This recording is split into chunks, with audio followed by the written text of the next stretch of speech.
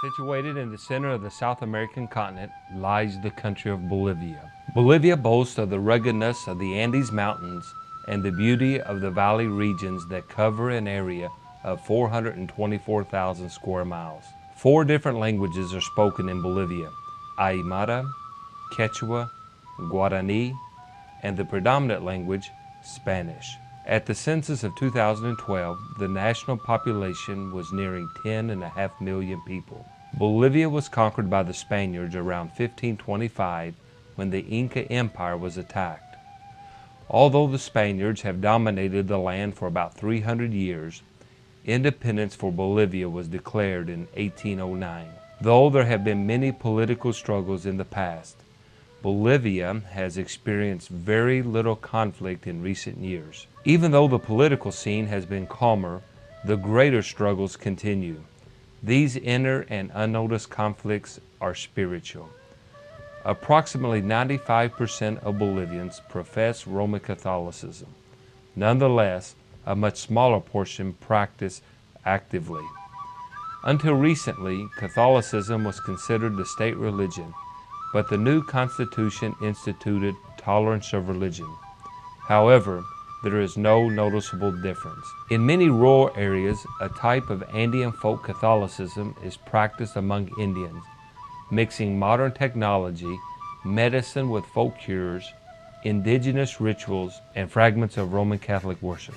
These are interwoven in the elaborate fiestas that are the focus of social life.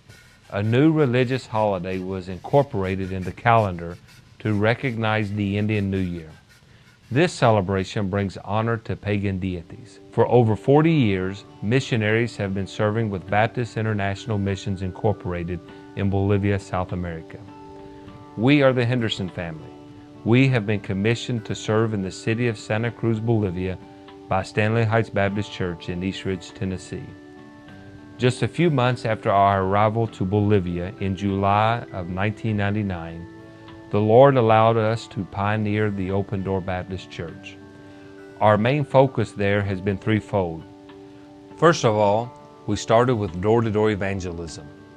Over 90% of our church family received Christ in their home after having visited our church. A second phase of our ministry has been personal discipleship. This has served as a means to meet individual spiritual needs. The purpose of the discipleship ministry is to produce other disciples of Jesus Christ. Those who are serving in the church were saved at Open Door Baptist Church and trained in our discipleship program. The third aspect of our labor has been our participation in the BIMI seminary. It has been our privilege to teach scores of students. Today, our seminary has 65 graduates, 22 of which are pastors or missionaries establishing new churches around Bolivia. In June of last year, Open Door Baptist Church was placed under the authority of Bolivian leadership. The current leadership was saved during the years that the Lord allowed us to serve in this area. A major part of the ministry has to deal with our personal family.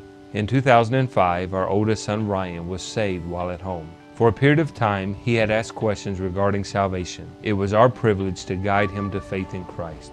At 6 years old, Tyler also was saved after a period of asking questions regarding salvation. Ryan is now in high school and Tyler is in junior high. In May of 2010, the Lord permitted us to adopt Noelia from an orphanage in Santa Cruz.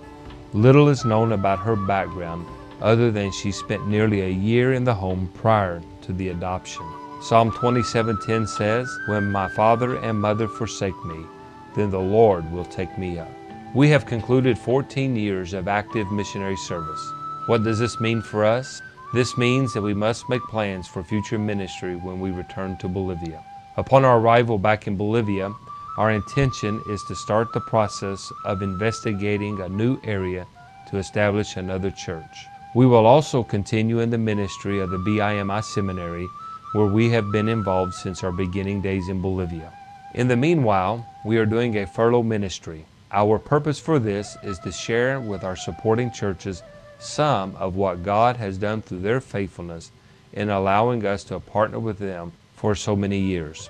raise new funds to meet financial obligations once we return to the field. We will also present opportunities for us to partner together with additional churches to reach more Bolivians for Christ in our next term. The Lord has made a difference in the lives of these because of the faithful and generous giving of God's people. What part will you have in the harvest field of Bolivia? Thank you for allowing us, the Henderson family, to partner together with you in Bolivia.